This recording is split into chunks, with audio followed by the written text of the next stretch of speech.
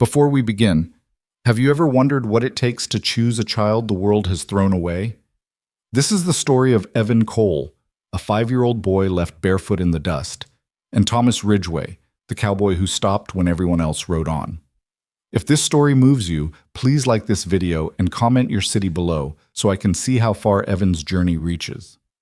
Now let's step back to the summer of 1887, to a lonely road in the Dakota Territory, where one small boy's life changed with the sound of hoofbeats in the distance. The sun hadn't yet cleared the eastern hills when the wagon came to a stop on the empty road. There was no town in sight, no homestead, nothing but prairie grass bending under a warm wind that smelled of dust and sage. The man driving didn't look back as he climbed down. The woman beside him stared straight ahead, her hands folded tight in her lap. In the wagon bed, a small boy sat with his knees pulled to his chest. His name was Evan Cole, and he was 5 years old. His clothes were too big, hand-me-downs that hung loose on his thin frame. His feet were bare, caked with the kind of dirt that comes from long days without washing. In his arms, he held a wooden horse, crude, chipped, missing part of one ear, but he held it like it was everything. The man reached in and lifted Evan out without a word. He set him down in the middle of the road, stepped back, and wiped his hands on his trousers. "You wait here," the man said. His voice was flat, distant. "Someone will come along." Evan didn't answer. He didn't know what to say. The woman finally turned her head. For a moment, something flickered in her expression. Regret, maybe, or guilt, but it passed quickly. She looked away again. The man climbed back onto the wagon. The reins snapped. The wheels creaked forward, carving fresh ruts in the dirt. Evan stood in the road and watched them go. He didn't call out. He didn't run after them. He just stood there, clutching his wooden horse, his bare feet planted in the dust, his small shoulders squared against the emptiness. The wagon disappeared over the ridge. The silence that followed was vast. Hours passed. The sun climbed higher, hotter. Shadows shortened and disappeared. Evan sat down in the middle of the road, legs crossed, the wooden horse resting in his lap. He traced the rough grain of the wood with one finger, over and over, as if the repetition could steady him. He was thirsty. His throat felt tight, scratchy. His stomach ached, hollow and tight at the same time. But he didn't cry. Crying hadn't changed anything before. It wouldn't now. A hawk circled overhead, riding the thermals in slow, lazy spirals. Evan watched it until his neck hurt, then lowered his gaze back to the road. He wondered if the man had been telling the truth, if someone really would come. He wondered what he'd do if no one did. The sun beat down, the wind shifted, carrying the faint scent of water from somewhere far off. Evan closed his eyes and tried to remember what his mother's voice sounded like. He couldn't. The memory was already fading, slipping away like smoke. Then, somewhere in the distance, came the sound of hoofbeats. Evan's head lifted. His heart kicked hard in his chest. He scrambled to his feet, clutching the wooden horse tighter, his eyes fixed on the horizon. The sound grew louder, steady, deliberate. A rider appeared over the ridge, silhouetted against the bright sky. He rode alone, sitting easy in the saddle, a broad-brimmed hat pulled low against the glare. The horse beneath him was a sturdy roan, its coat dark with sweat. The rider slowed as he approached. He reined in a few yards from where Evan stood, and for a long moment he just looked at the boy, taking in the bare feet, the oversized clothes, the wooden horse clutched like a lifeline. Then he dismounted. He was tall, lean, with the kind of weathered face that came from years under the sun. His hands were rough, scarred across the knuckles. His clothes were simple, worn denim, a faded shirt, boots that had seen 1,000 miles. He moved slowly, carefully, as if he understood that sudden movements could frighten. He stopped a few feet away and crouched down, bringing himself level with Evan's eyes. "Hey there," he said quietly. Evan didn't answer. He just stared, wide-eyed, uncertain. The man's gaze flicked to the road behind the boy, then back. "You out here alone?" Evan nodded once, a small, jerky motion. "How long you been standing here?" Evan shrugged. He didn't know. It felt like forever. The man's jaw tightened. Something hard flickered in his eyes, but his voice stayed gentle. "You got people coming back for you?" Evan shook his head. The silence stretched between them, heavy and still. The man studied the boy for a long moment, his expression unreadable. Then he straightened, pulled a canteen from his saddle, and unscrewed the cap. "You thirsty?" Evan hesitated, then nodded. The man held out the canteen. "Go on." Evan took it with both hands, careful not to drop the wooden horse. He drank in quick, desperate gulps, water spilling down his chin. The man didn't rush him. He just waited, patient and still, until Evan lowered the canteen and wiped his mouth with the back of his hand. "What's your name?" the man asked. "Evan." "Evan," the man repeated, as if testing the weight of it. He nodded slowly. "I'm Thomas. Thomas Ridgway." Evan looked up at him, searching his face for something. Kindness, maybe, or certainty. Something that said he could trust this stranger. Thomas met his gaze steadily. "You hungry, Evan?" Evan nodded again, quicker this time. Thomas straightened, adjusted his hat, and glanced down the empty road. His expression darkened for just a moment. Anger, barely contained, but when he looked back at Evan, his voice was calm. "All right then. Let's get you something to eat." He held out his hand.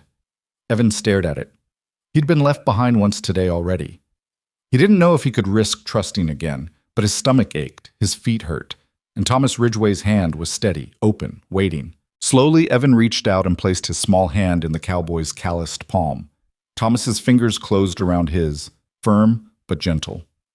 "Come on," Thomas said quietly. "Let's go home." The ride to Thomas's ranch took the better part of an hour.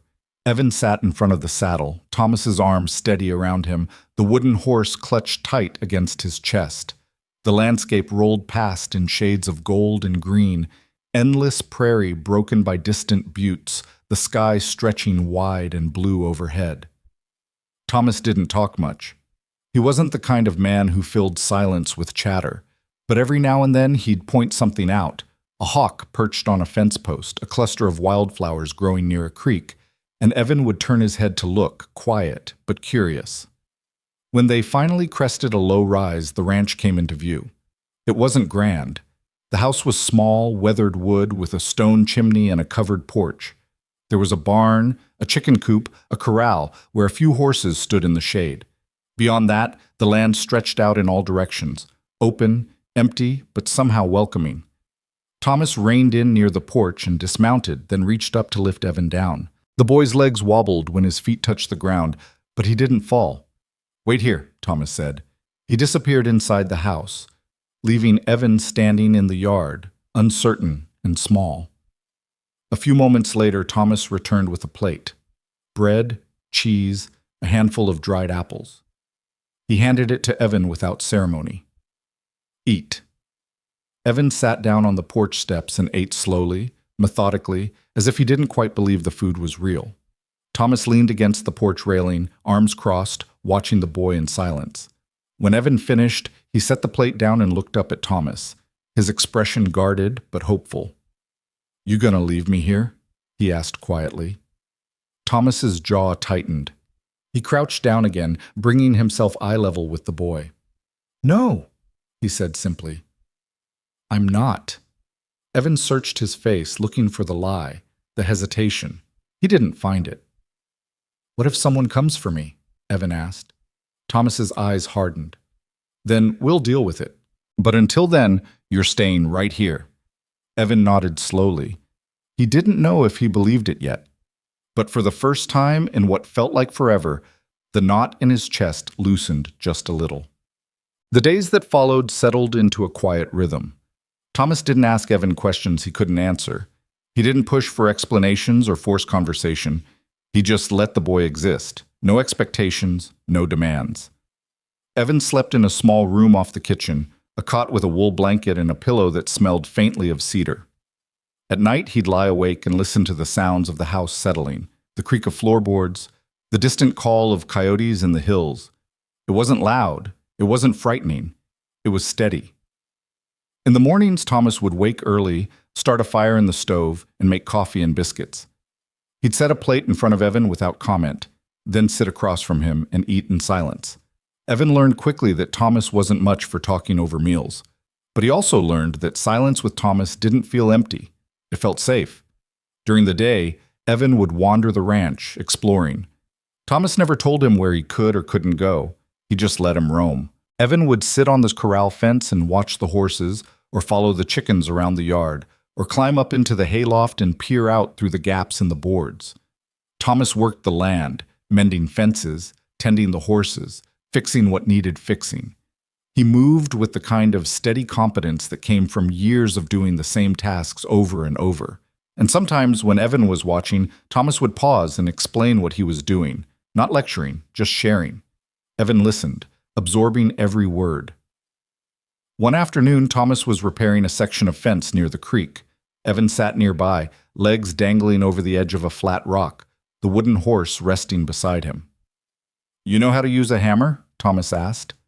Evan shook his head. Thomas held one out. "Come here. I'll show you." Evan slid off the rock and approached cautiously. Thomas guided his hands, showed him how to grip the handle, how to swing without hitting his own fingers. The first few strikes were clumsy, awkward, but Thomas didn't criticize. He just steadied the post and let Evan try again. By the end of the afternoon, Evan had driven 3 nails halfway in. It wasn't much, but it was something. Thomas clapped him on the shoulder, brief, firm. "Good work." Evan looked up at him, a small smile tugging at the corner of his mouth. It was the first time Thomas had seen him smile. 2 weeks passed, then 3. Evan began to relax, to settle into the life Thomas had quietly offered him. He learned to carry water from the well without spilling, to gather eggs from the henhouse, to brush down the horses in the evening. He learned that Thomas kept his word, that when he said something, he meant it.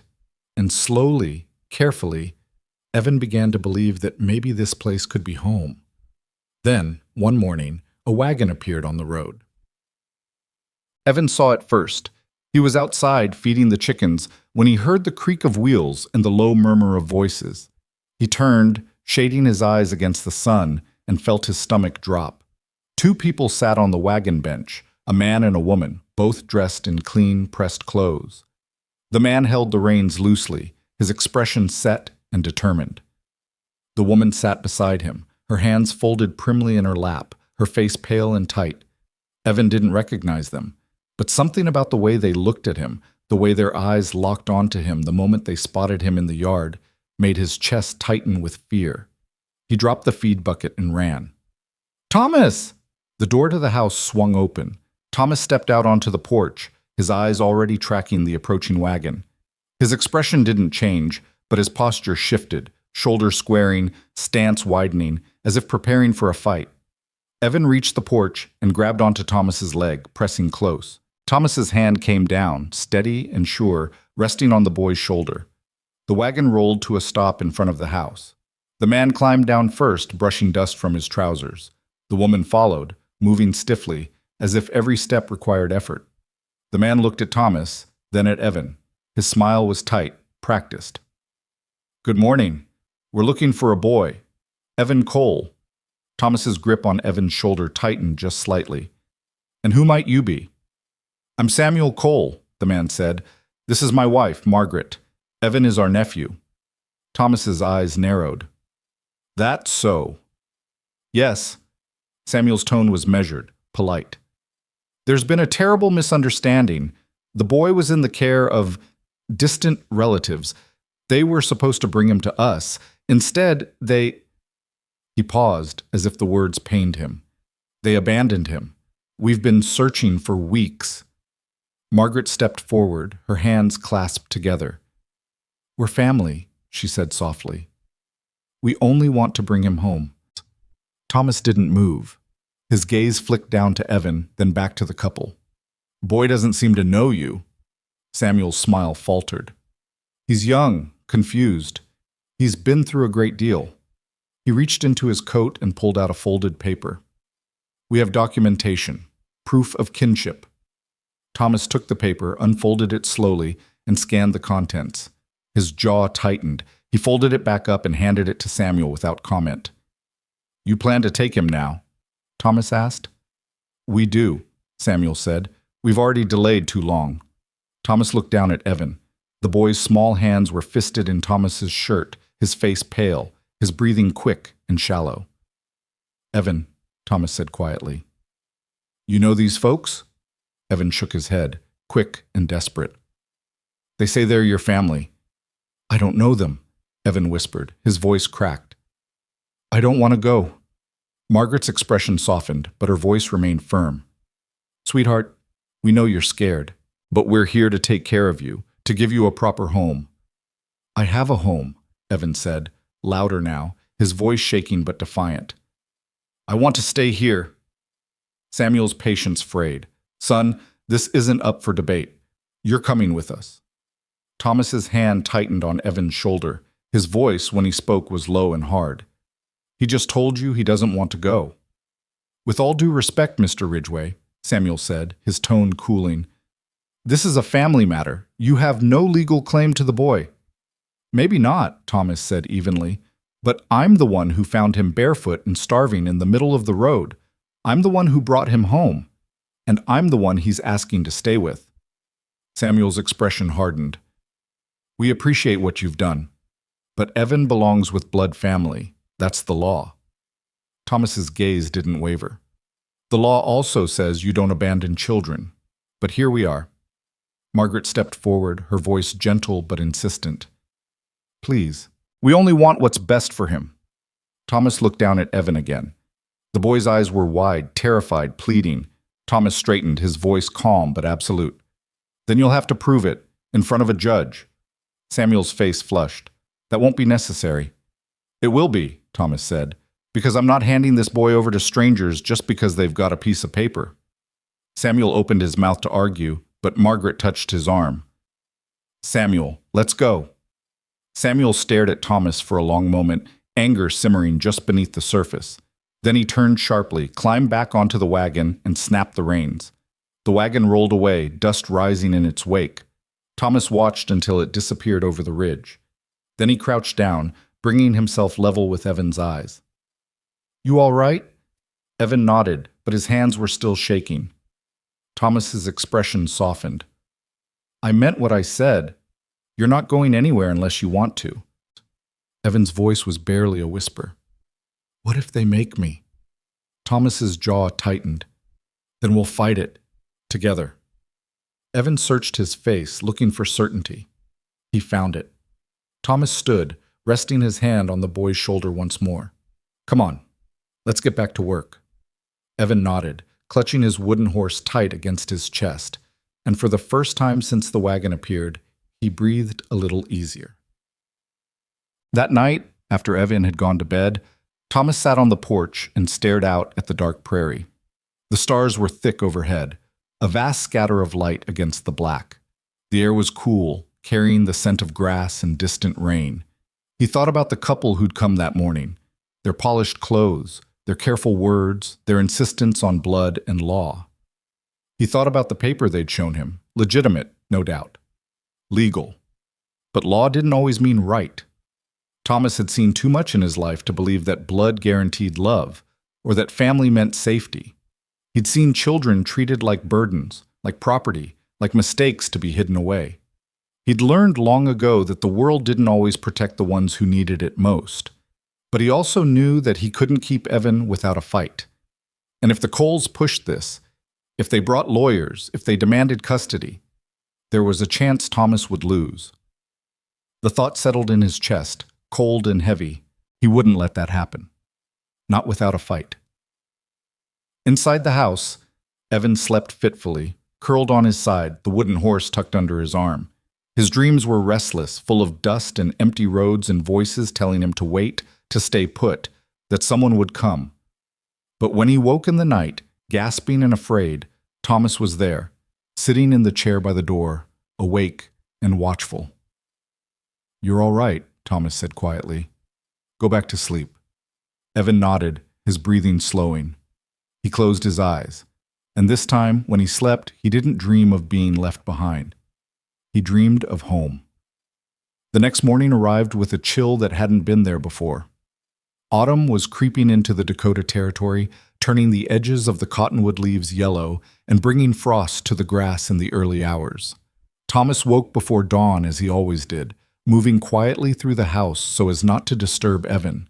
But when he passed the boy's room, he found the cot empty, the blanket folded neatly at the foot. His chest tightened, For one sharp moment, fear gripped him, irrational, immediate, but then he heard the soft creak of the porch boards outside. Thomas stepped to the window and looked out. Evan sat on the top step, wrapped in the wool blanket, his bare feet tucked underneath him. The wooden horse rested in his lap. He was staring out at the road, his expression distant and wary, as if he expected the wagon to return at any moment. Thomas pulled on his boots and walked outside. The boards creaked under his weight, and Evan's head turned quickly, his shoulders tensing. "Couldn't sleep?" Thomas asked. Evan shook his head. "I wanted to see if they came back." Thomas lowered himself onto the step beside the boy, close enough to be present, but not crowding. "They won't come back. Not like that." "How do you know?" "Because I told them they'd have to go through the law. Men like that don't like mess. They like things clean, proper." Thomas paused, his gaze fixed on the horizon. "They'll go to a judge. Make it official." Evan's fingers tightened around the wooden horse. "And then what?" "Then we tell the truth." "What if the truth doesn't matter?" Thomas looked down at the boy. There was an old weariness in Evan's eyes, something no 5-year-old should carry. He'd already learned that the world didn't always keep its promises, that people could say one thing and do another, that being small and alone meant you didn't get a say. Thomas's jaw tightened. "The truth always matters, Evan. Doesn't always win, but it matters." Evan didn't answer. He just pulled the blanket tighter around his shoulders and stared out at the empty road. Thomas let the silence sit between them for a moment, then stood and brushed the dust from his trousers. "Come on, let's get some breakfast in you." Evan followed him inside, quiet and subdued. Thomas set about making coffee and biscuits, moving through the familiar motions with steady hands. He didn't try to fill the silence with reassurances or platitudes. He'd learned that sometimes the kindest thing you could do for someone was simply to be present, to let them feel what they needed to feel without trying to fix it. They ate together at the small wooden table. Evan picked at his food, eating slowly, mechanically. Thomas watched him from across the table, his expression unreadable. "You ever been to town, Evan?" Thomas asked. Evan shook his head. "Well, we're going today." Evan looked up, startled. "Why?" "Because we need to see a lawyer." The word hung in the air, heavy and unfamiliar. Evan frowned. "What's a lawyer?" "Someone who knows the law, who can help us make sure you stay where you want to be." Evan's eyes widened. "You think they can do that?" "I think it's worth trying." Evan set down his biscuit, his expression suddenly fierce. "I don't want to go with them, Thomas. I don't know them. I don't trust them." "I know. They left me before. They'll do it again." Thomas's gaze sharpened. "What do you mean, they left you before?" Evan hesitated, his fingers twisting the edge of his shirt. "The man who drove the wagon, he said he was my uncle. He said he was taking me to family, but then he just stopped. Put me down and left." Thomas's expression went very still. "Samuel Cole." Evan nodded. "I think so. I don't remember his name, but it was him." The anger that flared in Thomas's chest was white-hot, immediate.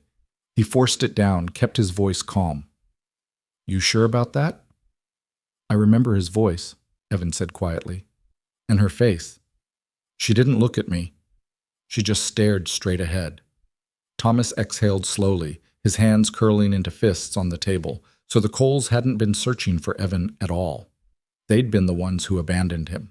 And now they were coming back with papers and lawyers, trying to claim him as if none of it had ever happened. "All right," Thomas said, his voice hard. "That changes things." Evan looked up at him, uncertain. "What do you mean?"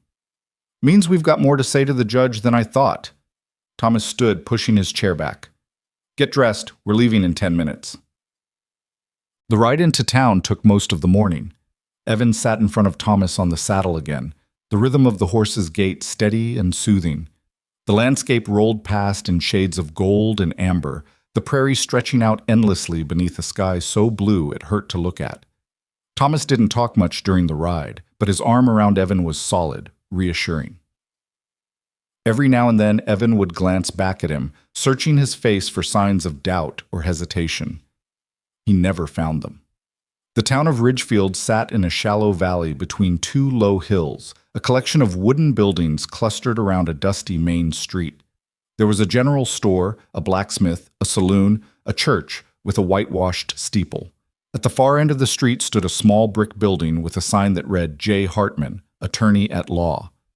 Thomas reined in outside and dismounted, then lifted Evan down. The boy stood close to him, his hand gripping the edge of Thomas's coat. "You all right?" Thomas asked. Evan nodded, though his face was pale. Thomas rested his hand on the boy's shoulder. "Stay close. Don't talk unless someone asks you a question. Understand?" "Yes, sir." They walked up the steps together and pushed through the door. Inside, the office was small but tidy, bookshelves lined with thick legal volumes, a desk stacked with papers, a single window letting in narrow bands of sunlight. Behind the desk sat a man in his 50s, balding, with wire-rimmed spectacles perched on his nose. He looked up as they entered, his expression shifting from mild curiosity to sharp interest. "Thomas Ridgway," the man said, rising to his feet. "Didn't expect to see you in town." "Morning, Jacob." Jacob Hartman came around the desk, his gaze dropping to Evan. "And who's this?" "This is Evan Cole," Thomas said. "He's staying with me." Jacob's eyebrows rose. "Staying with you?" "That's right." Jacob studied Evan for a moment, then looked back at Thomas. "I take it there's a story here." "There is, and I need your help with it." Jacob gestured to the chairs in front of his desk. "Sit. Tell me everything." Thomas sat, pulling Evan onto the chair beside him. The boy's legs dangled above the floor, too short to reach. He clutched the wooden horse tightly, his eyes darting between the two men. Thomas started from the beginning, finding Evan alone on the road, bringing him back to the ranch, the arrival of Samuel and Margaret Cole with their claims of kinship. He spoke plainly, without embellishment, laying out the facts as they were. Jacob listened without interrupting, his fingers steepled beneath his chin. When Thomas finished, the lawyer sat back in his chair and exhaled slowly. "That's quite a mess," Jacob said. "I know." "And you're certain the boy was abandoned? Not lost? Not separated by accident?" Thomas glanced at Evan. "Tell him." Evan's voice was small but steady. "The man stopped the wagon, put me down in the road, told me to wait. Then he left." Jacob's expression darkened. "And you recognized this man when he came to the ranch?" Evan nodded. "It was the same man and the same woman." Jacob removed his spectacles and cleaned them slowly, his face thoughtful. "If what you're saying is true, and I have no reason to doubt you, then the Coles abandoned this child with full knowledge and intent. Coming back now with claims of guardianship, well, that's a different matter entirely." "Can they do it?" Thomas asked. "Can they take him?" "They can try. Blood relation carries weight in the eyes of the law, especially when there's documentation to support it." Jacob replaced his spectacles and leaned forward. "But abandonment is a serious charge. If we can prove intent, if we can show the judge that the Coles willfully left this boy to die on an empty road, that changes everything. What do we need to prove it?" "Your testimony. The boy's testimony. Anything else that corroborates the timeline. When you found him, where, what condition he was in." Jacob paused. "Do you know why they left him?" Thomas shook his head. "They didn't say." Jacob looked at Evan. "Do you know, son?" Evan's face tightened. He stared down at the wooden horse in his lap, his fingers tracing the worn edges. "They didn't want me."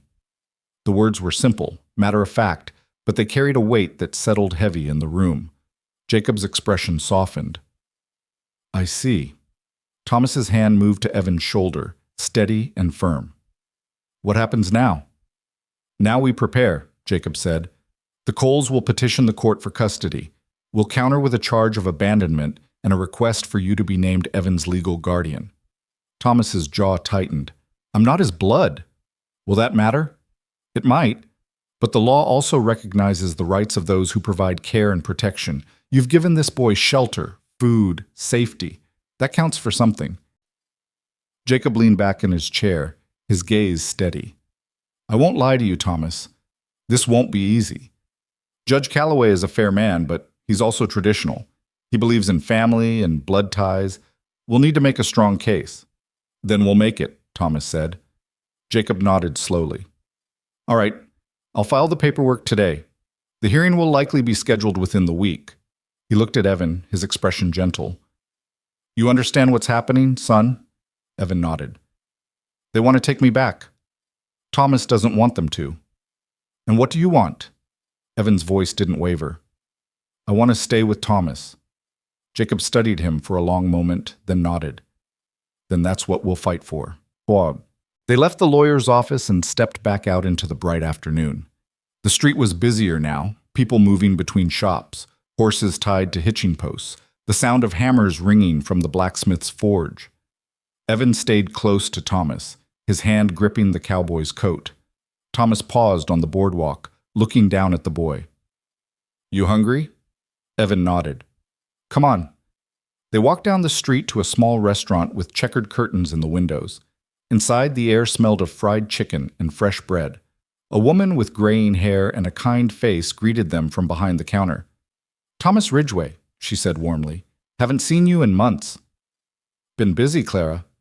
Clara's gaze dropped to Evan and her expression softened. And who's this? This is Evan. He's staying with me. Clara smiled. Well, any friend of Thomas's is welcome here. Sit down, both of you. I'll bring you something good. They sat at a corner table near the window. Evan watched the people passing by outside, his expression distant. Thomas watched him, his mind turning over everything Jacob had said. Clara returned with plates piled high, chicken, potatoes, cornbread, green beans cooked in bacon fat. She set them down with a wink. Growing boy needs to eat. Evan ate slowly at first, then with more enthusiasm as the food settled warm and comforting in his stomach. Thomas ate in silence, his thoughts elsewhere. Halfway through the meal, Evan set down his fork and looked up at Thomas. Do you think they'll let me stay? Thomas met his gaze steadily. I think we'll do everything we can to make sure you do. But you don't know for sure. No, Thomas admitted. I don't. Evan's face tightened. What happens if they say I have to go? Thomas set down his own fork, his expression hard. Then we'll keep fighting. We'll appeal. We'll find another way. And if there's no other way? Thomas didn't answer right away. He looked at the boy, small, fragile, carrying far too much fear for someone so young, and felt something fierce and protective rise in his chest. Then I'll make one, he said quietly. Evan searched his face, looking for the lie. He didn't find it. He picked up his fork again and kept eating. They stayed in town until late afternoon, then rode back to the ranch as the sun dipped low on the horizon. The sky turned orange and pink, the shadows lengthening across the prairie.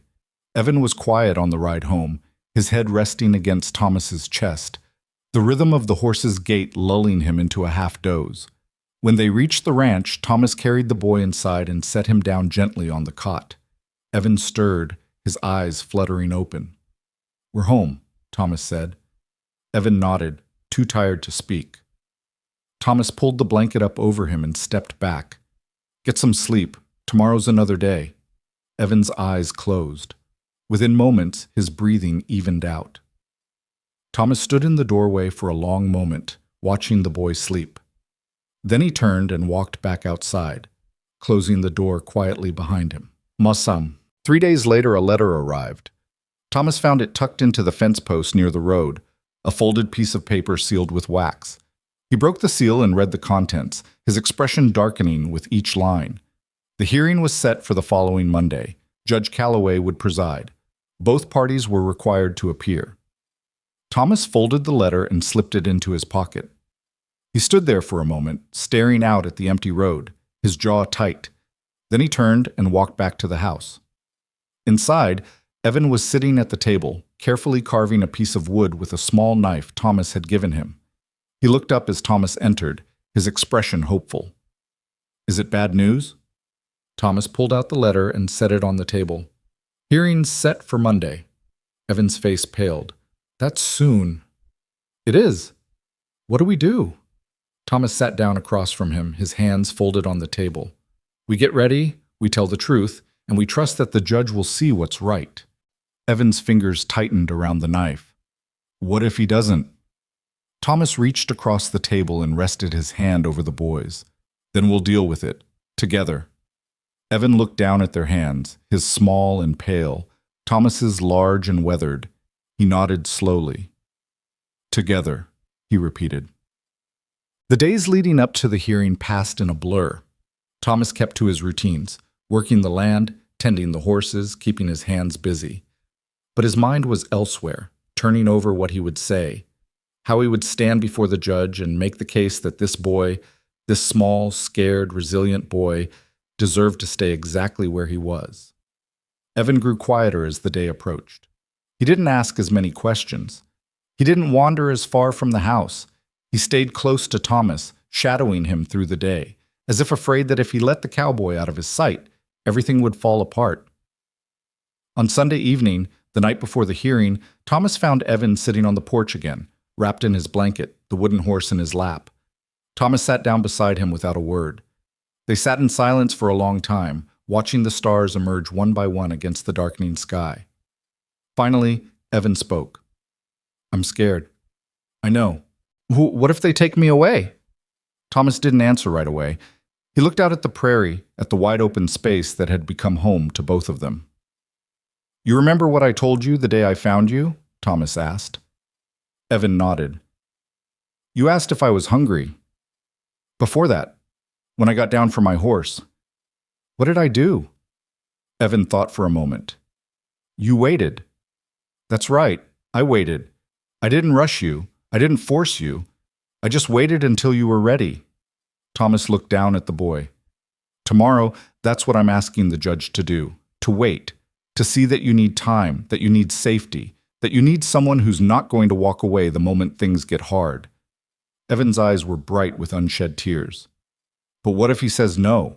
Thomas's voice was steady, absolute. "Then I'll keep waiting, and I'll keep fighting, because you're not alone anymore, Evan. You understand me?" Evan nodded, his throat too tight to speak. Thomas pulled the boy close, wrapping his arm around his thin shoulders.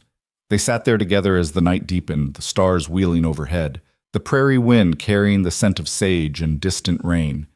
And when Evan finally fell asleep, his head resting against Thomas's side, the cowboy stayed exactly where he was, steady, unmoving, a shelter against the dark.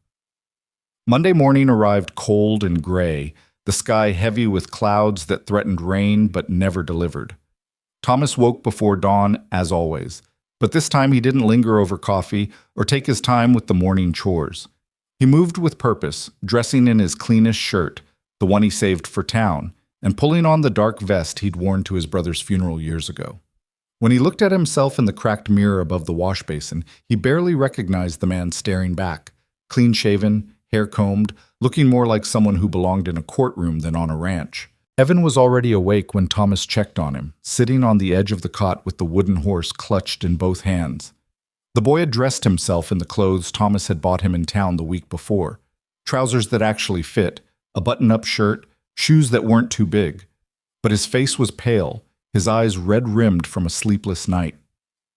Thomas crouched down in front of him. "You ready?" Evan shook his head. "No." "Me neither," Thomas admitted. "But we're going anyway."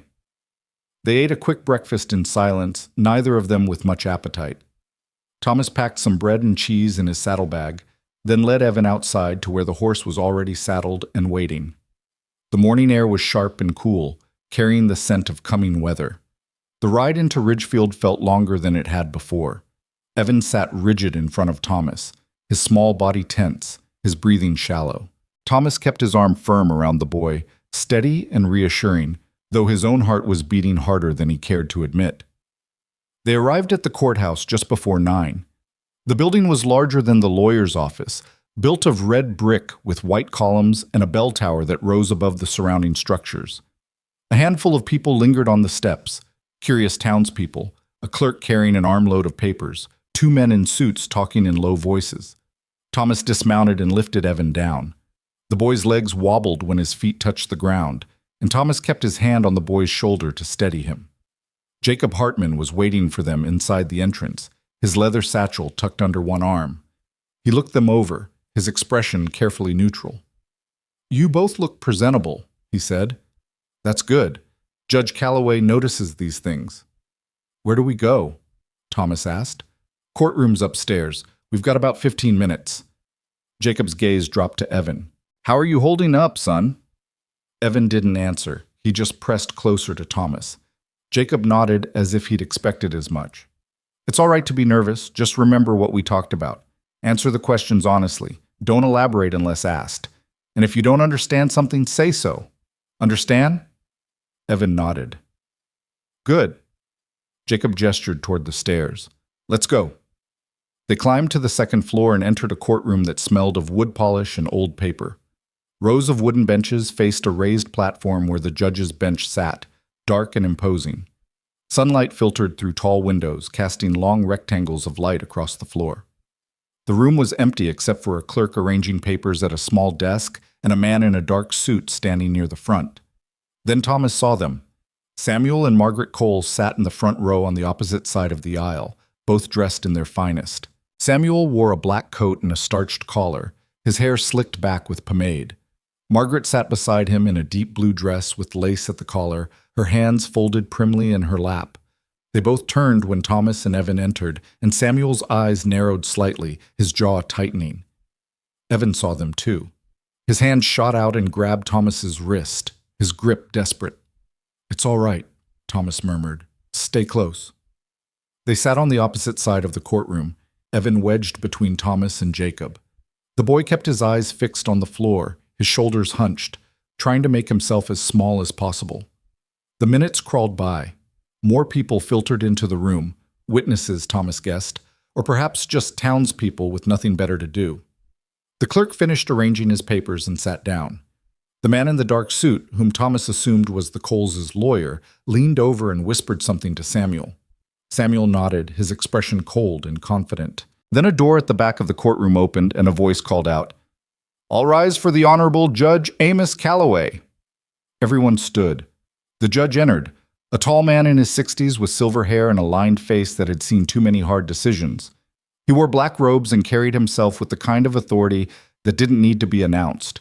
He took a seat behind the bench, adjusted his spectacles, and looked out over the courtroom. "Be seated," he said. The room settled. The judge opened a folder in front of him and scanned the contents, his expression unreadable. "This is the matter of guardianship concerning the minor child Evan Cole," he said. His voice was deep, measured, carrying easily through the quiet room. "Mr. and Mrs. Samuel Cole have petitioned this court for custody of said child. Mr. Thomas Ridgway has filed a counterpetition alleging abandonment and requesting legal guardianship." He looked up. "Is that correct?" Jacob stood. "Yes, Your Honor." The Coles' lawyer stood as well. "Correct, Your Honor." Judge Calloway nodded. "Very well, Mr. Brennan, you may present your case first." The Coles' lawyer, a man with slicked back hair and a voice like honey, stepped forward. "Thank you, Your Honor. My clients, Samuel and Margaret Cole, are here today to reclaim their nephew, Evan Cole, who has been unjustly kept from them by Mr. Ridgway. The boy is blood family, Your Honor. His mother, my client's sister, passed away 2 years ago. His father has not been heard from since. The Coles are the boy's rightful guardians, and they have the documentation to prove it." He produced a sheaf of papers and handed them to the clerk, who passed them up to the judge. Judge Calloway studied them carefully, his expression unchanging. "The boy was in the care of distant relatives," Brennan continued, "who were supposed to deliver him to my clients. Unfortunately, those relatives proved unreliable. The boy was lost, and my clients have been searching for him ever since. It was only by chance that they discovered he was being kept by Mr. Ridgway." Thomas felt Evan stiffen beside him.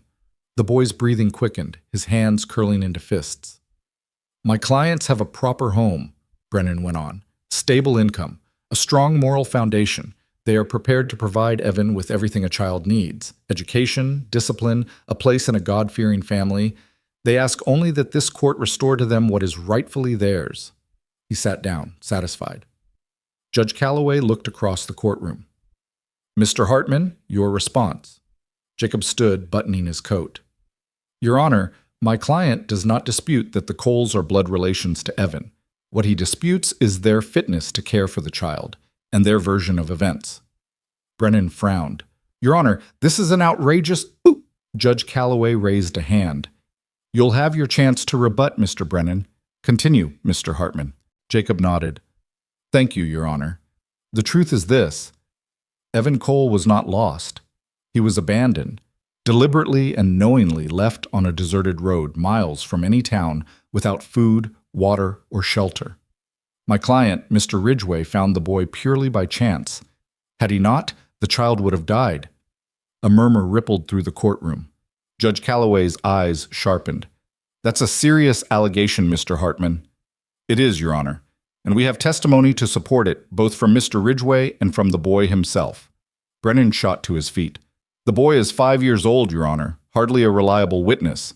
Children can speak the truth as well as anyone, Mr. Brennan, Judge Calloway said mildly. I'll hear what he has to say. He looked at Jacob. Call your first witness. Jacob turned toward Thomas. The defense calls Thomas Ridgway to the stand. Thomas stood, his movements deliberate and calm. He walked to the witness stand and sat, his hands resting on the wooden armrests. The clerk stepped forward with a Bible, and Thomas placed his hand on it. Do you swear to tell the truth, the whole truth, and nothing but the truth? I do. Jacob approached, his expression serious but kind. Mr. Ridgway, please tell the court how you came to meet Evan Cole. Thomas took a breath, gathering his thoughts. Then he spoke, his voice steady and clear. It was early August. I was riding back from the northern pasture, about 10 miles from my ranch. The road was empty, no wagons, no travelers. Then I saw him. A boy, standing in the middle of the road, barefoot, holding a wooden toy. He was alone. What was his condition? Thirsty, hungry, scared. His feet were blistered from walking on the hot ground. He didn't know where he was or how long he'd been there. Did he tell you how he came to be there? He said a man and a woman had brought him in a wagon. They stopped, put him down, told him to wait, and left. Brennan stood. Objection, Your Honor. This is hearsay. Overruled, Judge Calloway said. The witness is recounting what the child told him. Continue, Mr. Hartman. Jacob nodded. Did Evan describe these individuals? Not in detail. Not then. He was too scared. But later, when Mr. and Mrs. Cole came to my ranch claiming to be his family, Evan recognized them immediately. He said they were the same people who abandoned him. Another murmur swept through the room. Samuel Cole's face flushed red. Margaret stared down at her hands. And what did you do when the Coles arrived? Jacob asked. I asked them to prove their claim. They had papers, yes. But papers don't mean much when a child is terrified of the people holding them. I told them they'd have to go through the courts, that I wasn't handing Evan over to anyone until I knew he'd be safe. Why did you take that position, Mr. Ridgway? Thomas's jaw tightened. Because I know what it's like to be left behind. I know what it does to a child. And I wasn't going to let it happen to Evan again if I could stop it. Jacob let the words settle in the room. No further questions, Your Honor. Judge Calloway looked at Brennan. Your witness, counselor. Brennan stood and approached the stand, his expression sharp. Mr. Ridgway, you live alone on your ranch, is that correct? Yes. No wife, no family? No. And you make your living through ranching and occasional work? That's right. Would you say you're a man of means? Thomas's eyes narrowed. I get by. Just get by, Brennan repeated, as if tasting the words. And yet you believe you're better suited to raise a child than a married couple with a stable home and steady income? I believe I'm better suited than people who left a 5-year-old to die on an empty road. Brennan's smile didn't reach his eyes. You claim my clients abandoned Evan, but you have no proof of that, do you? Only the word of a frightened child who may have misunderstood the situation. I have the word of a boy who knows what he saw, or what he thinks he saw. Children have vivid imaginations, Mr. Ridgway. Surely you understand that. Thomas leaned forward slightly, his voice hard. I understand that I found a boy alone, starving and terrified. I understand that when your clients showed up weeks later, that boy begged not to go with them. And I understand that no amount of fancy talk is going to change those facts. Brennan's smile faded. He glanced at the judge, then back at Thomas. No further questions. Thomas stepped down and returned to his seat. Evan reached for his hand immediately, and Thomas took it, his grip firm and reassuring. Judge Calloway looked at Jacob. Next witness. Jacob stood. The defense calls Evan Cole to the stand. The courtroom went very still. Evan's face went white. He looked up at Thomas, his eyes wide with panic. Thomas crouched down, bringing himself level with the boy's eyes. "You can do this," he said quietly. "Just tell the truth. That's all you have to do." "I'm scared." "I know, but I'll be right here. I'm not going anywhere." Evan's throat worked. He nodded, small and uncertain. Thomas helped him to his feet and walked with him to the witness stand. The clerk brought a wooden box for Evan to stand on so he could be seen over the railing. The Bible looked enormous in the boy's small hands. "Do you swear to tell the truth, the whole truth, and nothing but the truth?" the clerk asked gently. Evan's voice was barely a whisper. "I do." Jacob approached slowly, his expression kind. "Hello, Evan. I know this is scary, but I just want to ask you a few questions, all right?" Evan nodded. "Can you tell the court your name?" "Evan Cole."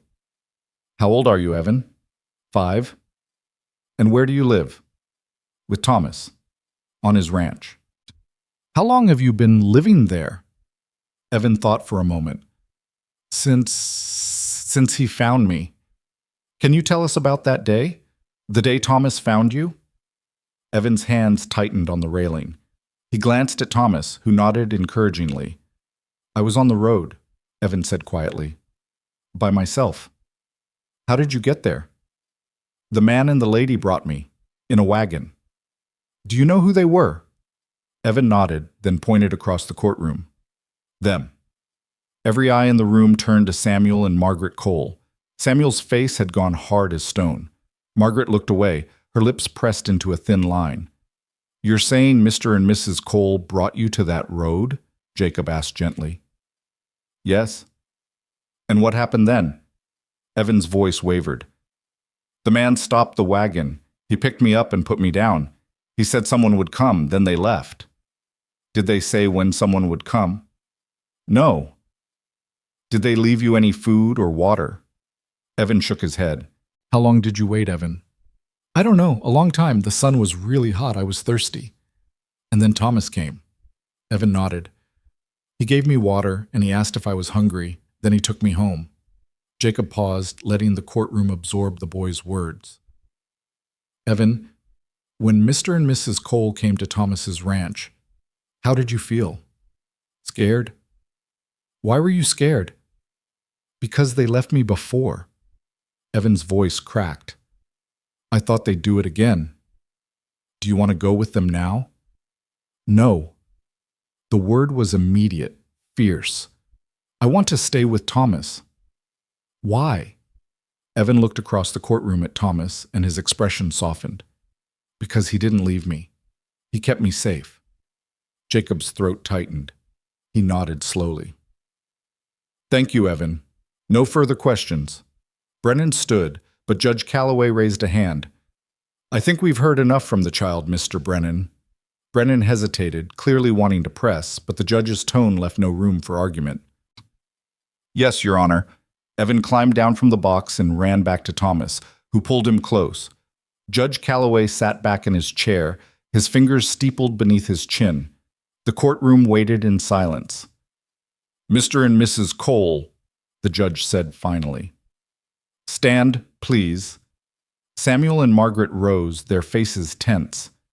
"Did you abandon this child on a public road in August of this year?" Samuel's jaw worked.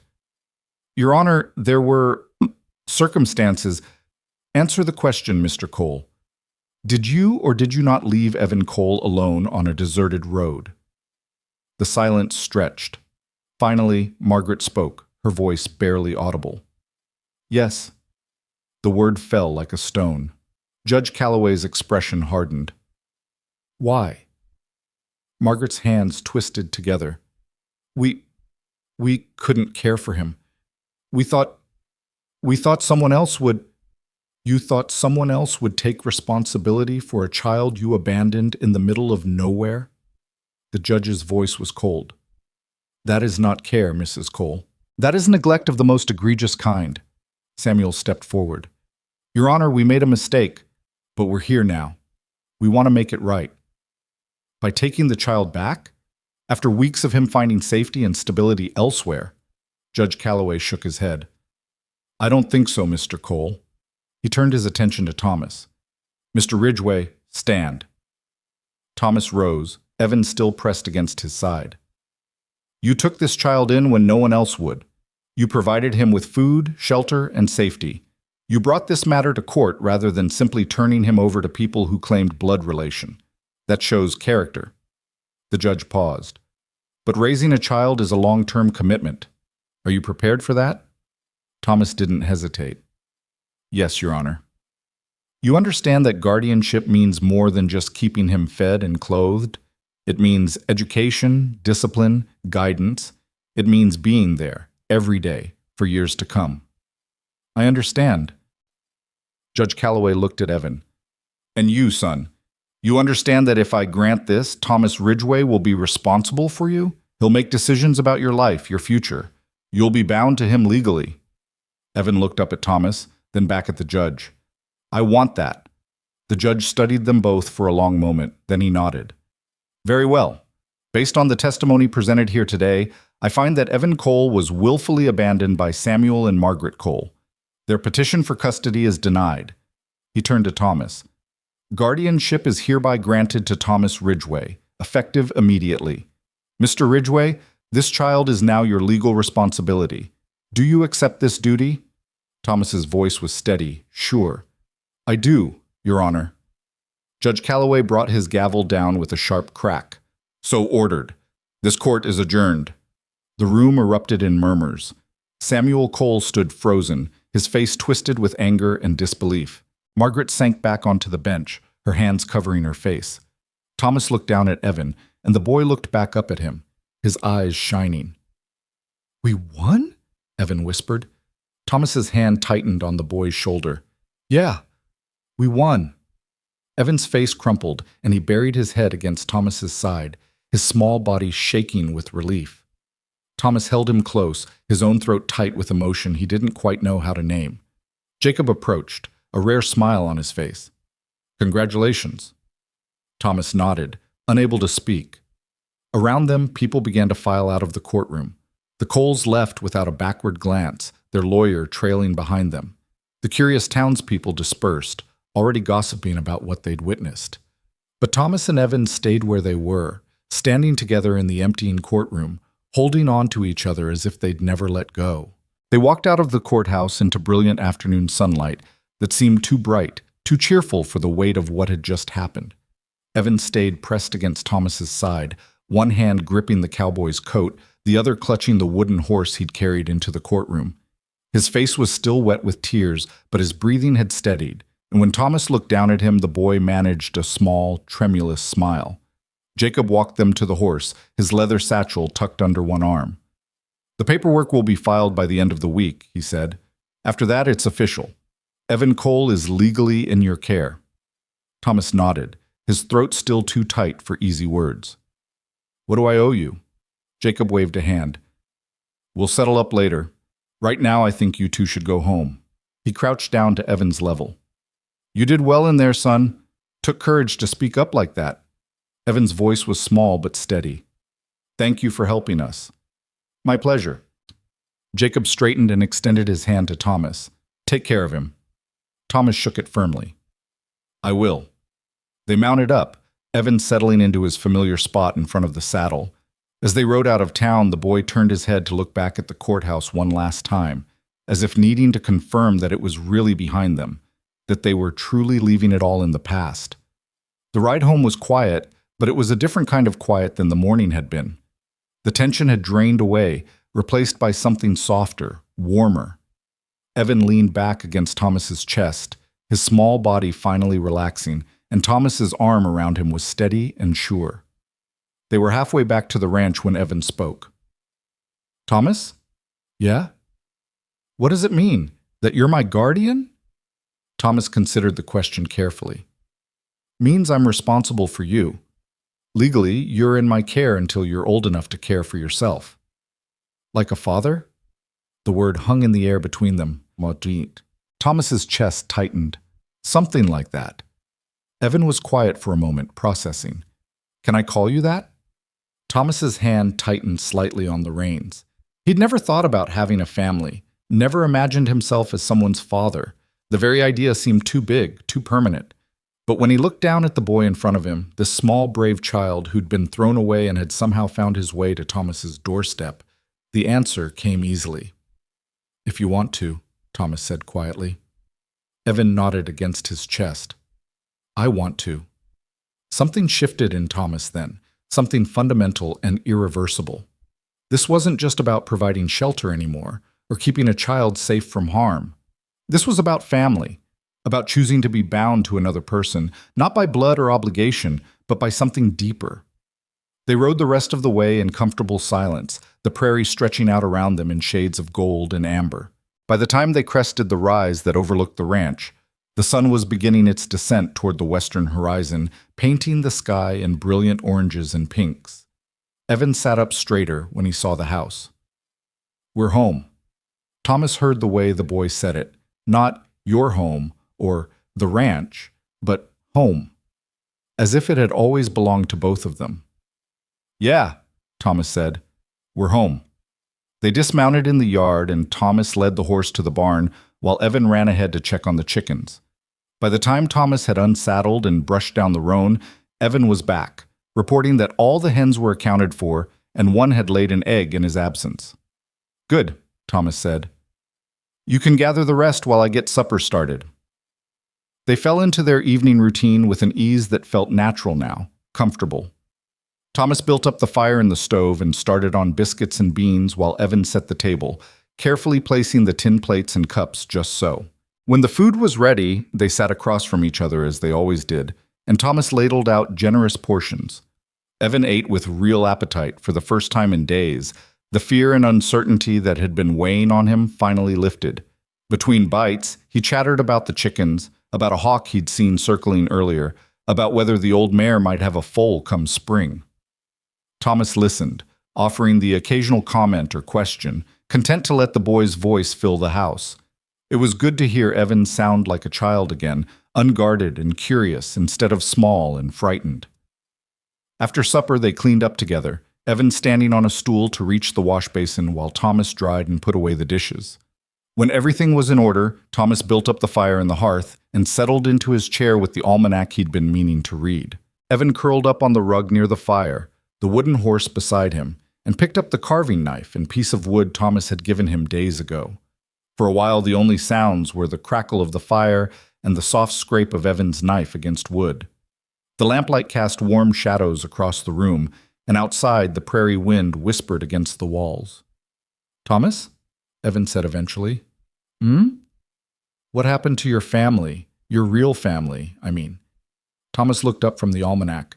It wasn't a question he'd expected, but he supposed it was natural for the boy to wonder. "Lost my parents when I was young. Fever took them both within a week of each other. I had a brother, but he died in the war." "Were you sad?" "Yeah, for a long time." Evan was quiet, his small fingers tracing the grain of the wood. "Do you still miss them?" "Sometimes, but it gets easier. The missing doesn't go away, but it gets softer, less sharp." Thomas paused, choosing his words carefully. "I think that's how it's supposed to be.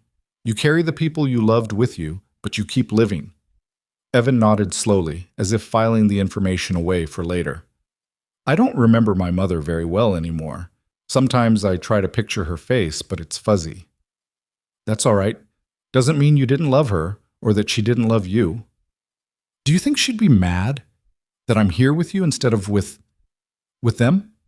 Thomas set the almanac aside and leaned forward, resting his elbows on his knees. "I think she'd want you to be safe and cared for, and I think she'd be glad you found someone who isn't going to walk away." Evan's eyes were bright, but he blinked back the tears. "I'm glad I found you too." Thomas felt something catch in his chest, something warm and fierce and protective. "Come here." Evan set down the carving and crossed to Thomas's chair. The cowboy pulled him up onto his lap, and the boy settled there, his head resting against Thomas's shoulder. They sat like that for a long time, watching the fire burn low, neither of them speaking. Eventually, Evan's breathing evened out, and Thomas realized the boy had fallen asleep. He stood carefully, cradling Evan against his chest, and carried him to the small room off the kitchen. He laid the boy down on the cot, pulled the wool blanket up over him, and stood there for a moment, watching him sleep. This small, resilient child who'd been left behind and had somehow chosen Thomas, had trusted him when he had no reason to trust anyone, was his now. Not just in his care, but his. The responsibility of it was staggering, but so was the privilege. Thomas reached out and brushed a strand of hair from Evan's forehead. "Sleep well, son," he murmured. Then he turned and walked back to the main room, closing the door quietly behind him. The days that followed settled into a new rhythm, one shaped by the knowledge that their life together was no longer temporary or uncertain. Thomas began to think differently about the ranch, about what needed fixing and what could be improved. He started planning for the future, not just the next season, but years down the line. He built a proper bed frame for Evan's room, replacing the simple cot with something sturdier, more permanent. He added shelves for the books he planned to buy when they went to town, and a small desk where Evan could learn to read and write. The room was still modest, but it was becoming a boy's room, not just a place to sleep. Evan threw himself into ranch life with enthusiasm. He followed Thomas everywhere, learning to mend fences, to tend the horses, to judge the weather by the color of the sky and the behavior of the animals. Thomas was patient with him, explaining things carefully, showing him how to hold tools, how to approach a skittish horse, how to read tracks in the dust. One afternoon, they were working on replacing a section of the corral fence when Evan paused, hammer in hand, and looked up at Thomas. "Can I ask you something?" "Sure." "Why did you stop? That day you found me. You could have just kept writing." Thomas drove a nail into the post, considering his answer. "I suppose I could have. But you didn't." "No." "Why?" Thomas set down the hammer and met the boy's eyes. "Because I know what it's like to be alone. To feel like the world's moved on without you and you're just standing still, waiting for someone to notice." He paused. "I saw you standing there, and I saw myself. And I couldn't just ride past that." Evan's expression was solemn, thoughtful. "I'm glad you didn't." "Me too." They returned to their work, the moment settling between them like something understood. As autumn deepened into early winter, Thomas took Evan into town more frequently, introducing him to the shopkeepers and the people he'd known for years. Clara, at the restaurant, always had a sweet for Evan when they stopped by. The blacksmith, a gruff man named Henry, let Evan watch him work the forge and even allowed him to pump the bellows once. The woman who ran the general store, Mrs. Patterson, clucked over how thin Evan was and insisted on adding extra provisions to their order. People began to accept them as a unit, Thomas and his boy. Some asked questions, curious about where Evan had come from, and Thomas answered simply that the boy had needed a home and he'd provided one. Most folks seemed satisfied with that.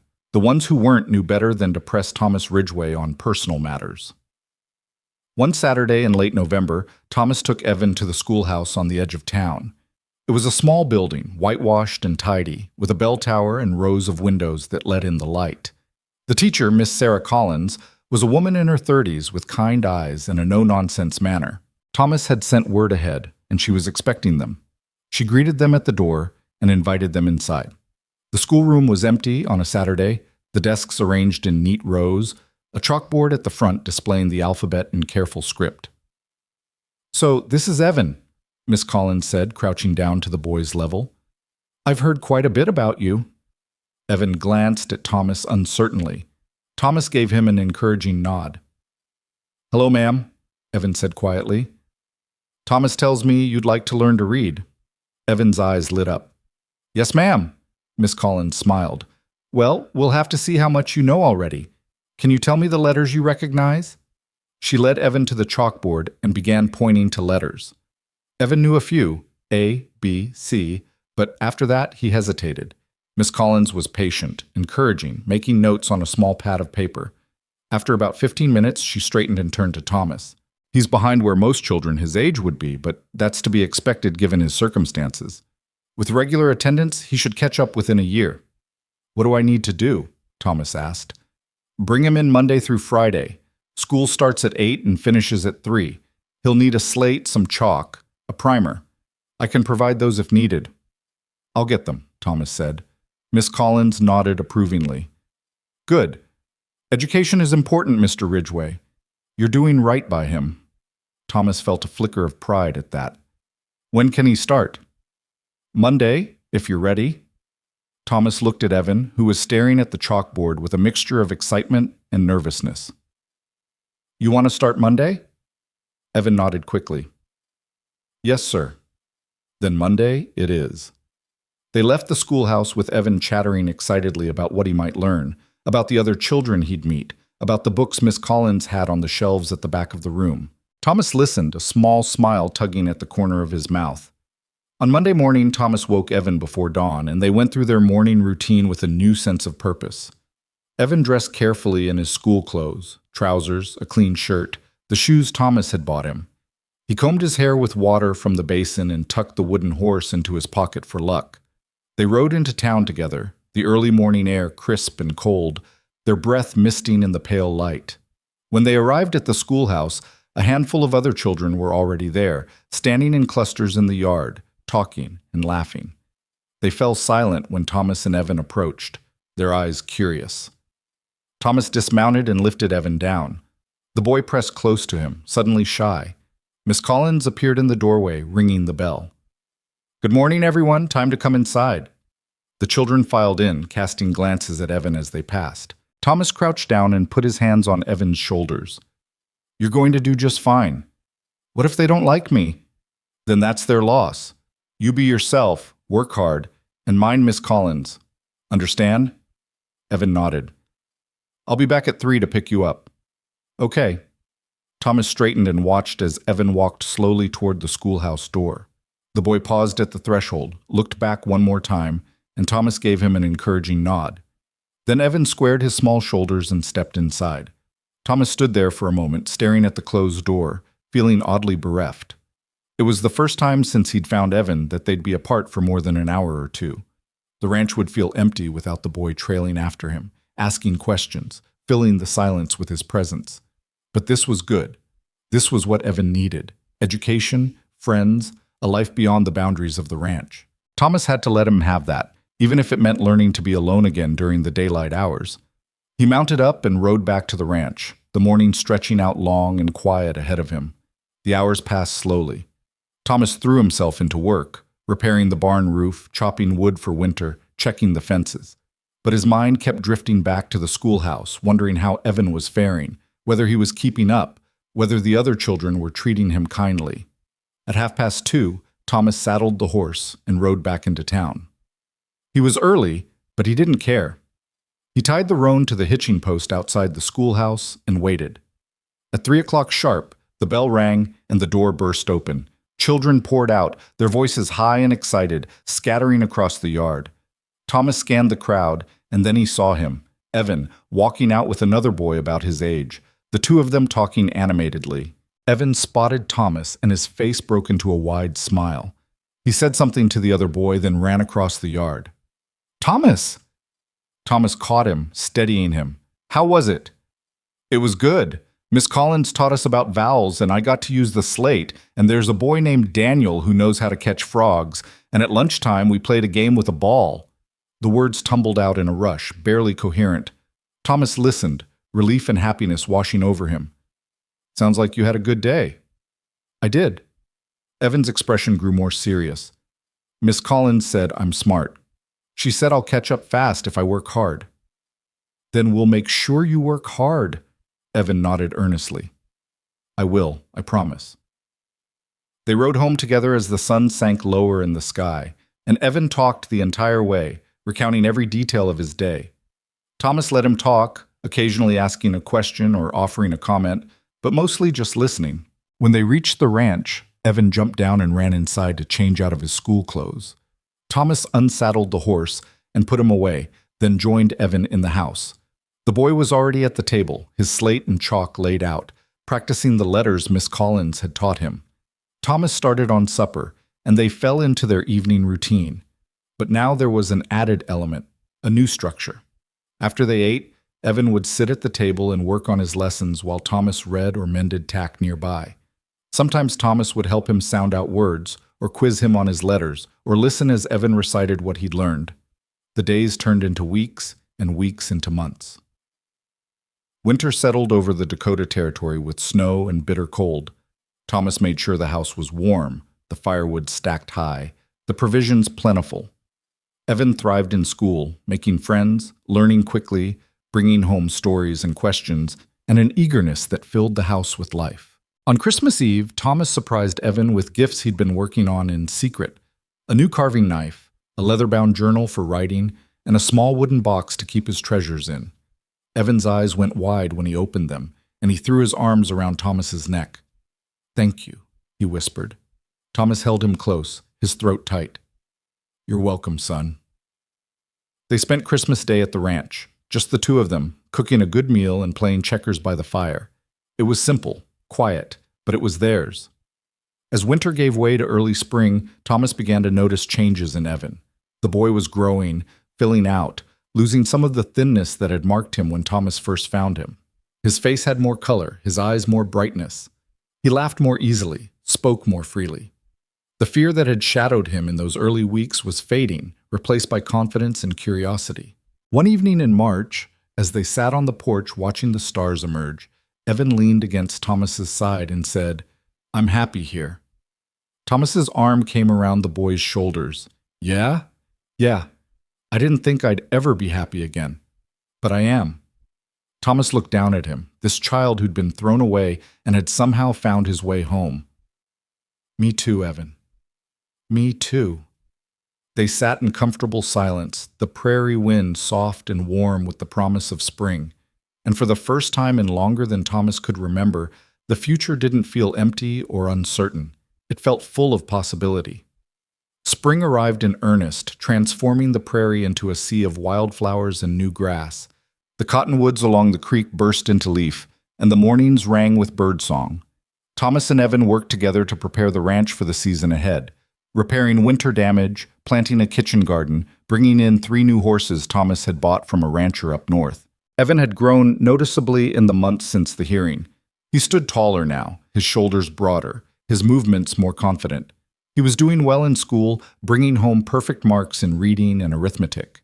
Miss Collins had pulled Thomas aside one afternoon to tell him that Evan was one of the brightest students she'd taught, that he had a natural curiosity and a mind that soaked up knowledge like dry ground, soaking up rain. Thomas felt pride swell in his chest at her words, but he kept his response simple. "He works hard." "He does," Miss Collins agreed, "but it's more than that.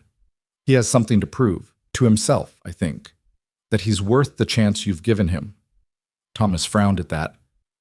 "He doesn't need to prove anything." "Perhaps you should tell him that," she'd said gently. That evening, as they sat at the table after supper, Thomas watched Evan bent over his slate, practicing his penmanship with fierce concentration. The boy's tongue poked out slightly between his teeth the way it always did when he was focused, and his small hand gripped the chalk tightly. "Evan," Thomas said. The boy looked up. "Yes, sir?" "Miss Collins said you're doing real well in school." Evan's face brightened. "She did?" "Yeah. Said you're one of the smartest students she's got." Evan ducked his head, pleased but embarrassed. "I'm just trying to do good, so you won't regret keeping me." Thomas set down the harness he'd been mending and leaned forward. "Listen to me. I want you to understand something. You don't have to earn your place here. You already have it. You don't have to be the smartest or the best or prove anything to anyone, not to Miss Collins, not to the folks in town, and sure as hell not to me. You're here because you belong here. That's not something that changes based on your grades or how hard you work. Understand?" Evan's eyes were wide, suddenly bright with unshed tears. "But what if I mess up? What if I do something wrong?" "Then you mess up, you do something wrong, and we fix it together."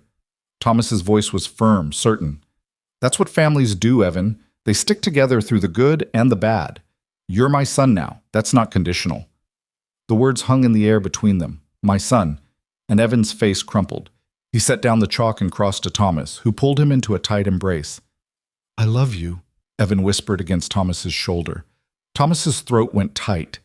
He'd never been good with words, never been the kind of man who said what he felt easily. But this was important. This mattered. "I love you too, son," he he said quietly. They stayed like that for a long moment, and when they finally pulled apart, something had shifted between them. Something had settled into place, solid and unshakable. The weeks passed in a pleasant rhythm. School, chores, evenings by the fire. Thomas taught Evan to ride properly, letting him take the old mare out into the pasture by himself, watching from the fence as the boy learned to guide her with gentle hands and soft words. Evan came back flushed and happy, talking about how the mare had jumped a fallen log, how he'd felt like he was flying. In May, Thomas decided it was time to teach Evan how to handle a rifle. The boy was nearly 6 now, old enough to learn basic safety and marksmanship. They spent an afternoon setting up targets in the field beyond the barn, old tin cans lined up on fence posts, and Thomas showed Evan how to hold the rifle, how to sight down the barrel, how to squeeze the trigger slowly rather than jerking it. Evan's first shots went wide, kicking up dust several feet from the targets. But he was patient, listening to Thomas's corrections, adjusting his stance and his grip. By the end of the afternoon, he'd knocked down 2 cans, and his whoop of triumph echoed across the prairie. "Good shooting," Thomas said, clapping him on the shoulder. Evan beamed up at him. "Can we do this again tomorrow?" "We'll see. Got other work needs doing first." But they did return to it, week after week, until Evan could hit a can more often than not. Thomas watched the boy's confidence grow with each successful shot, and he felt that familiar surge of pride mixed with something deeper, a fierce protectiveness, a determination that nothing and no one would ever hurt this child again. One Saturday in early June, Thomas and Evan were in town picking up supplies when they ran into Clara from the restaurant. She greeted them warmly, then leaned in close to Thomas. "I heard the Coles left the territory," she said quietly. Thomas's expression didn't change, but his shoulders tensed slightly. "That's so." Packed up and moved to Kansas, from what I heard. Guess they couldn't stand the shame of what happened." She glanced at Evan, who was examining a display of penny candy in the general store window. "Boys better off without them sniffing around." "I agree," Thomas said simply. Clara smiled. "You're doing a good thing, Thomas. That boy's lucky to have you." "I'm the lucky one," Thomas said, and meant it. As summer deepened, Thomas began to notice something else. Other children came to the ranch now. Daniel, the boy Evan had befriended on his first day of school, visited regularly, the two of them exploring the creek or building forts in the hayloft. 2 girls from school, sisters named Emma and Lucy, came by one afternoon with their mother to deliver a basket of preserves and ended up staying for supper. Their mother, a widow named Mrs. Henderson, seemed relieved to find a place where her daughters could play safely, and she and Thomas struck up a friendly acquaintance. The ranch, which had been so quiet for so many years, was suddenly full of life and noise and laughter. Thomas found he didn't mind. In fact, he liked it. He liked the sound of children's voices echoing across the yard, liked the way Evan's face lit up when his friends arrived, liked the sense that his home was becoming a place where people wanted to be. One evening, after Daniel had gone home and Evan was getting ready for bed, the boy paused in the doorway of his room and looked at Thomas. "Can I ask you something?" "Always." "Do you ever get lonely when I'm at school or when I'm playing with my friends?" Thomas considered the question. "Sometimes, but it's a different kind of lonely than it used to be." "What do you mean?" "I used to be lonely because I was alone. Now, when you're not here, I'm lonely because I miss you. That's different. Better in a way because I know you're coming back." Evan nodded slowly, processing this. "I always come back." "I know you do. Even when I'm grown up and don't live here anymore, I'll still come back." Thomas felt a pang at the thought of Evan leaving someday, but he kept his voice steady. "I hope you do. But when you're grown, you'll have your own life, your own path, and that's how it should be." "But you'll still be my father." "Always," Thomas said firmly. "No matter where you go or what you do, that doesn't change." Evan smiled, reassured, and disappeared into his room. Thomas sat by the fire for a long time that night, thinking about the future, about what it would mean to raise this boy into a man, to give him roots and wings both. As the summer wore on, Thomas began to plan for the future in more concrete ways. He put money aside for Evan's education, thinking ahead to when the boy would need more than what Miss Collins could teach him. He expanded the ranch's operations, buying more cattle, improving the grazing land, thinking about what he could build and leave behind. One afternoon in late July, as they were mending fence together, Evan suddenly said, "Thomas, can I tell you something?" "Sure." "I used to have nightmares about being left on the road, about waiting and no one coming." Evan's hand stilled on the fence wire. "I haven't had one in a long time. I think maybe they're gone." Thomas looked at the boy, seeing the peace in his expression, the security that had replaced the fear. "That's good, Evan. Real good." "It's because of you," Evan said simply. "Because you made me feel safe." Thomas's throat tightened. He reached out and ruffled Evan's hair, a gesture he'd grown comfortable with, one that made the boy grin. "You are safe. And you always will be, as long as I'm here." "I know," Evan said, and the certainty in his voice made Thomas's chest ache with gratitude that he'd stopped on that road, that he'd made the choice to get involved, to care, to open his life to this child. In August, the town held its annual summer festival, a day of games, food, music, and dancing in the main square. Thomas had never been one for such gatherings, usually finding excuses to stay home, but Evan begged to go, and Thomas couldn't refuse him. They arrived in the late morning, the square already bustling with activity.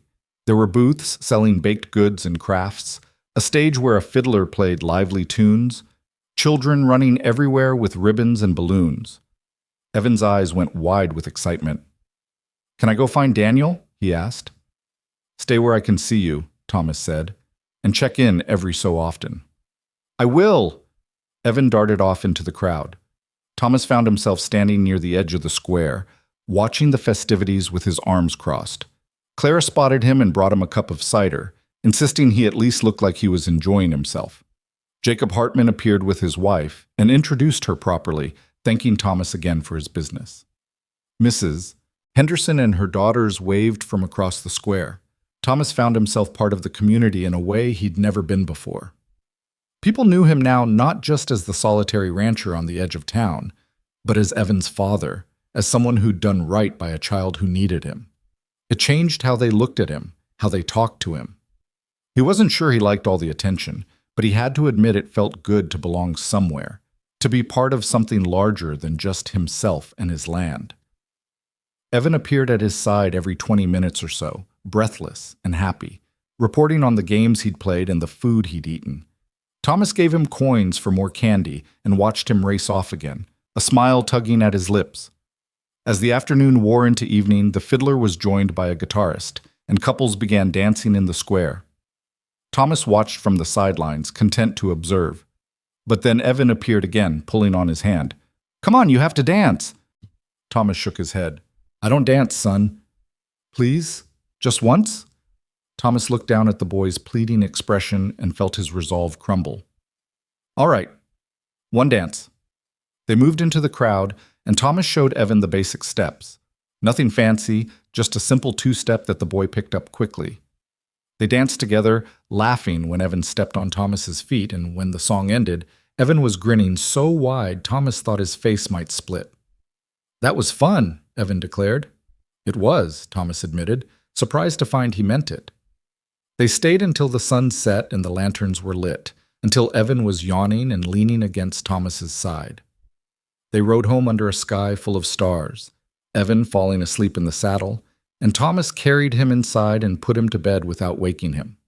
As Thomas stood in the doorway watching the boy sleep, he felt a profound sense of gratitude for the life they'd built together. It wasn't the life he'd imagined for himself, but it was better, richer, full of meaning and purpose in ways he'd never expected. The years began to pass, each one building on the last. Evan grew taller, stronger, more capable. He excelled in school, eventually surpassing the other children his age. Miss Collins recommended he continue his education beyond what she could offer, and Thomas began looking into boarding schools in the larger cities, places where Evan could learn Latin and higher mathematics and literature.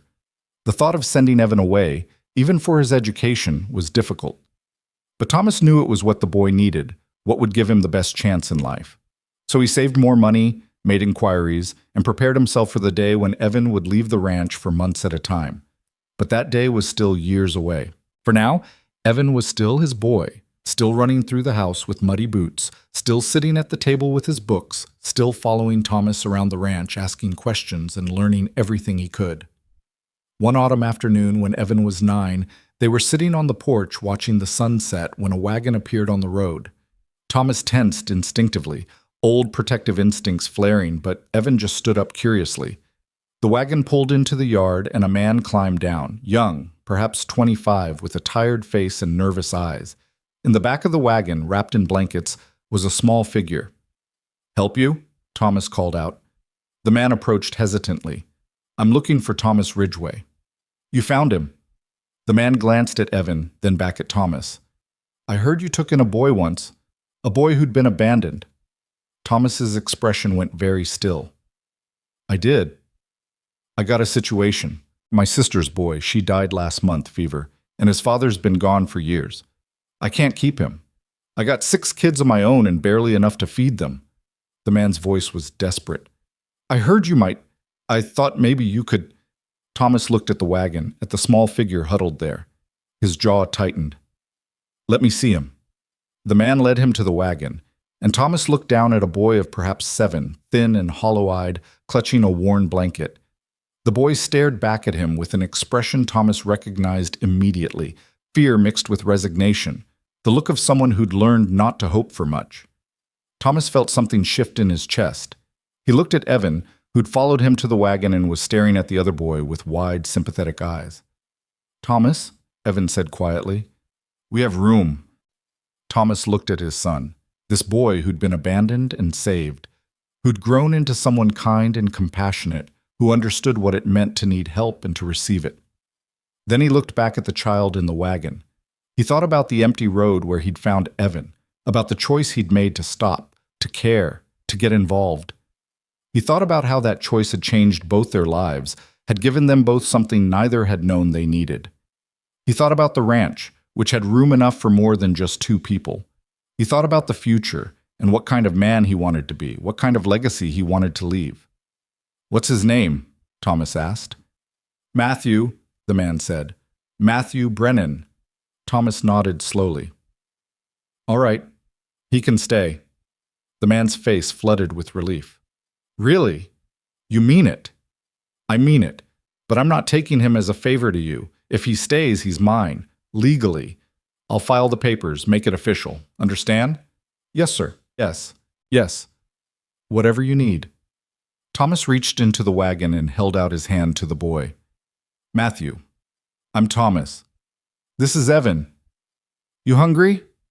The boy stared at his hand, uncertain, frightened, but then Evan stepped forward. "It's okay," Evan said gently.